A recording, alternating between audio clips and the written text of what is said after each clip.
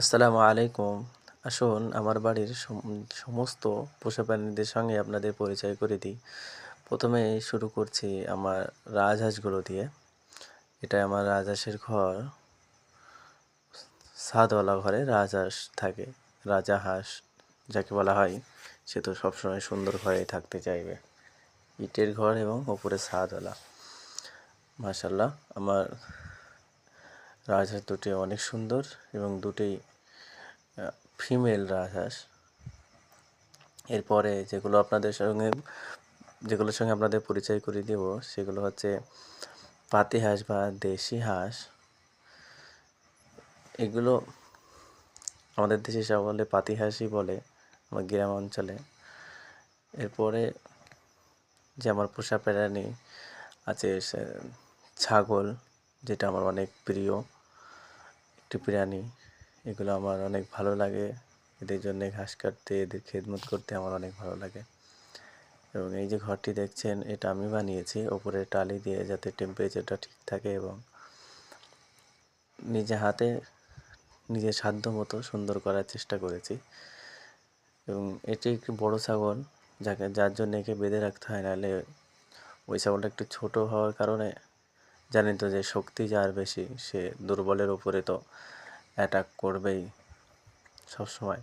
এবং ওর ছোটোটার একটি বাচ্চাও আছে, মাশাআল্লাহ, লাল কালারের বাচ্চা এবং মাথায় ওর মতো একটু সাদা দাগ আছে।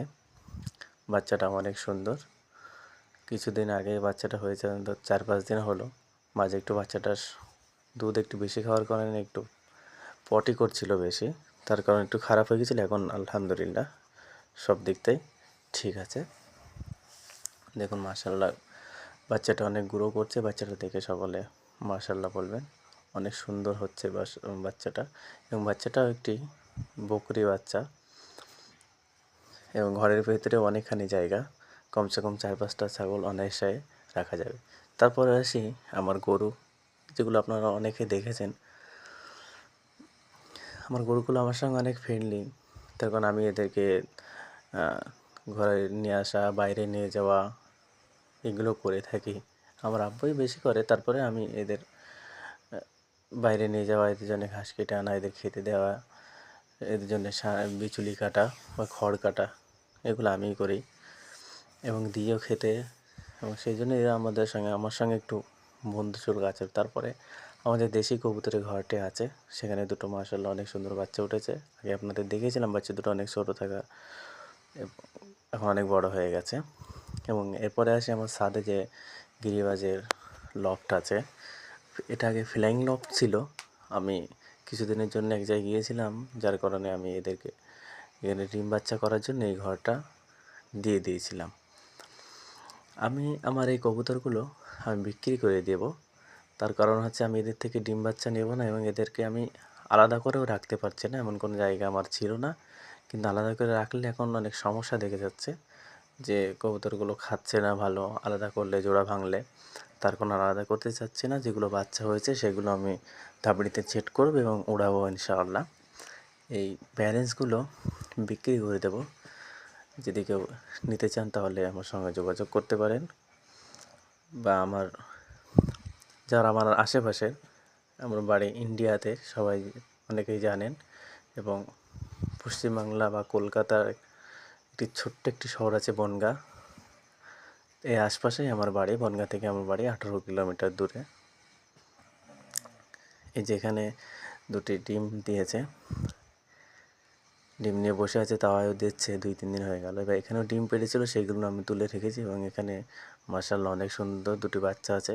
এই বাচ্চা দুটোর জন্য আমি অনেক ওয়েট করেছিলাম। এর আগেও এদের এর আগের ভাই বোনগুলো একটু বড়, শীতের কারণে এর ভাই বোনগুলো মারা গিয়েছে।